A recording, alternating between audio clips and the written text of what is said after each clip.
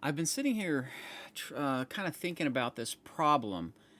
Okay, so there is a corrupted power grid where a game save or where you can't get into a particular settlement. That information has got to be in the game save file. The question is where?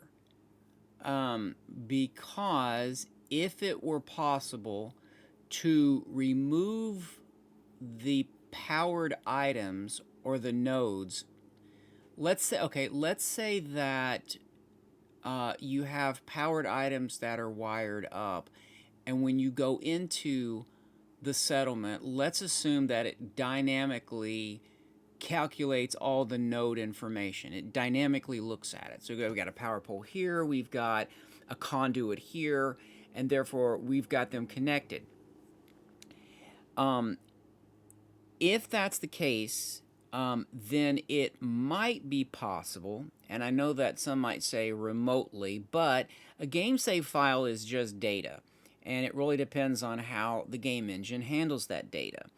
So here's what I'm thinking. If I go in and take a look at one of my game saves here, now this is the most recent one, so let me bring this up with Resaver here.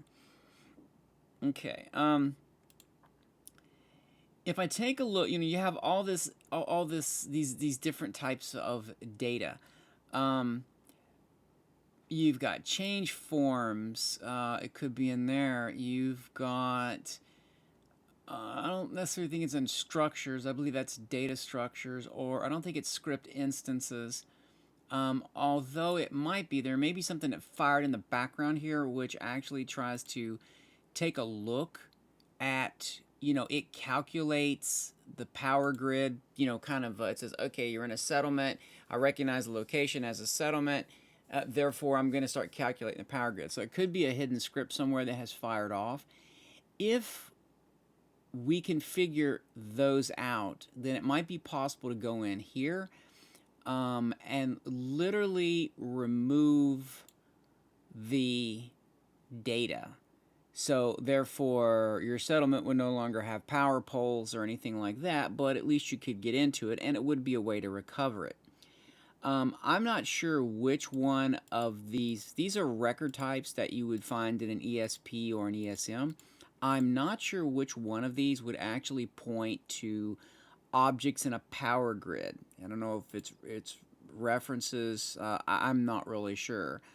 Um, so, but that might be a way to try and figure out if we could go that route. This is a complete stab in the dark, not knowing what all this data is and how it references back, because it doesn't really tell you anything, but it will let you delete it. So it will remove that element from the game save. So that's kind of like what I'm looking at now. The only way, if I was going to try to do this and not really have access to the program code, or to actually try to parse it myself and then understand more about the data structures, is I would start a new game with basically no mods, and then I would come out of Sanctuary, right? I would save the game, and then I'd be standing right in front of a workbench. I'd save the game, click on the workbench, activate it, exit out, save the game, go back in to the workbench, build one object, and then save the game. And then try to compare those three game saves in Resaver in the change forms, or I believe that's probably where it would be. I don't think it might. Like I said, it could be under scripting instances. I don't believe it's going to be under strings or anything. It's definitely not going to be on plugins. But take a look at the differences and see, like, okay, ACHR has 5 more. So take a look and see what those 5 more could be, because I'm a level 50 here, so there's a lot of stuff in here. And I imagine that anytime you pick a plant, move an object, anything like that, it's going to register in, it's going to be saved. It's going to be not baked, but it's going to be saved into that game save data, in a sense, baked in. So these references could be a lot of things that were moved. So if I left the vault, I wouldn't pick up anything. I would, you're still going to have quests and stuff, but I wouldn't pick up nothing. I would just come out, I would do as little as possible to come out of the vault. And then, like I say, save it right before the workbench, activate the workbench, and then save it again, and then activate the workbench, build a powered object, and save it again, and see what changes here. See what, what exactly would change in these record types, and that may help track down some of the record types you're looking for. Unfortunately, he does not link these back to a particular record type, only where it comes from. And I'm only can assume that this is the reference ID. So it might be possible to look these up.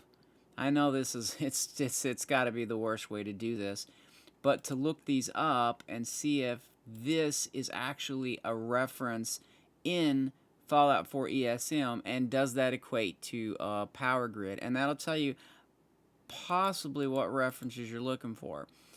If it's the base object reference, that would work. If it's an instantiated object where the game made a copy of the base object and that copy got put into your game file or your game save, that wouldn't help at all. Like something like this maybe, where it starts with a different kind of a value.